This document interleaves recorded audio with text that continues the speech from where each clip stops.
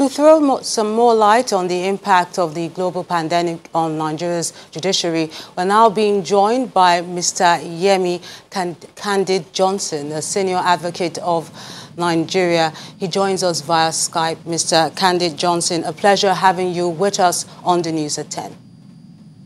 Thank you very much. Can we actually quantify the impact of this pandemic on the judiciary? Well, the judiciary is a resource that is provided by the people at their expense for their own use. So the proper question, I think, is the impact of the incapacity and inertness of the judiciary on the people.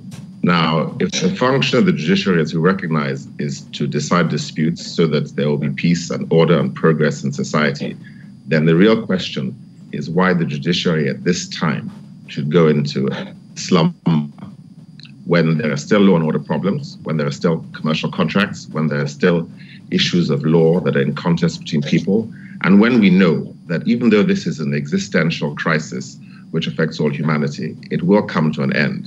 There will be life after COVID-19. The question is whether in our attempt to deal with it, we lose the capacity to make progress across the board. I think that's what we're facing here. Well, the CJN made it clear that cases that are urgent, essential and time-bound should be attended to. But some legal practitioners are actually questioning the powers of the CJN to shut down the courts. What's your view on this?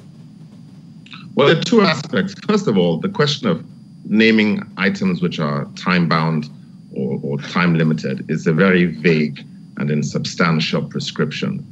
There's far more work that needs to be done to provide exactly what can be attended to, how it can be attended to. In my personal opinion, logistically, there's no reason why, with all the technology available, a single case which affects every single individual that comes to the court cannot be attended in the people's courts. As to powers of the Chief Justice, I have no doubt that the Chief Justice of Nigeria is in fact the President of the Supreme Court. He is the head of his own court, but he is in a position of cultural preeminence in the judiciary. He has a bully pulpit. He is able to give directions and to give examples which other judges and other heads of court can follow. That is actually his legal position. He should be an influencer and a leader of the judiciary. But as to power to direct courts, state, and other levels of court to suspend their sittings, I have no doubt he has no such power. But if he considered the question carefully, he would realize that he did not have that power.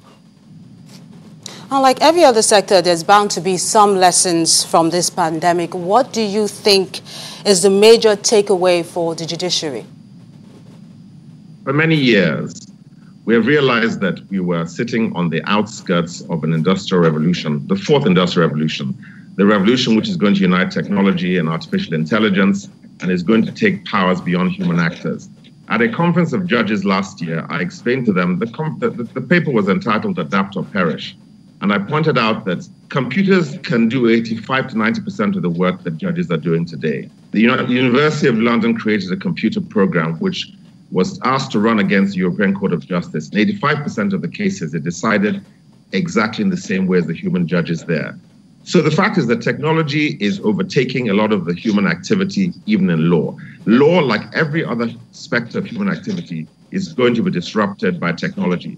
So the lesson, in a time when we have cause to pause and when the weakness of our human resources and our human administration is being exposed, especially in the judiciary, which has completely lost its capacity to respond to the needs of the Nigerian people, then we should wonder whether this is not an opportunity to tag on to the advances of technology which will enable us to deliver the services which are promised by the law, by the Constitution, and by the oath that these judges have taken.